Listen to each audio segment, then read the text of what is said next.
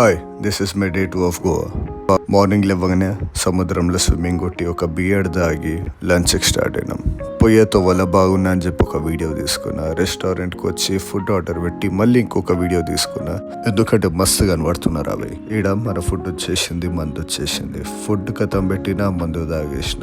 ఇది కథం చేసేసి మేము కొంచెం స్ట్రీట్ షాపింగ్ చేసుకున్నాం. స్ట్రీట్ షాపింగ్ చేసుకొని ఆరంబోల్ మౌంటైన్ దిక్కి వెళ్ళిపోయినాం. ఇంకా మీ కళ్ళ మొగలు ఏదైతే కనబడుతుందో ఇది 7 days ఛాలెంజ్ రిజల్ట్. ఈ బాడీని ముల్తాని మట్టిలో తడుపుతామని చెప్పి పోతుంటే నాకు మధ్యలో 7 అడుగుల పాంపుట కనబడ్డది.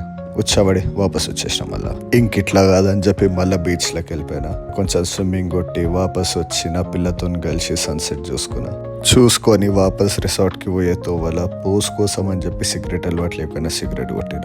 ఇదంతా రాత్రి నాకు ఒక కొత్త ఫ్రెండ్ ఏండు. ఈయనకి తిండి పెట్టి నేను తిండి తిని ఒక వాకింగ్ చేసిన తర్వాత ఏమైందో చూడండి.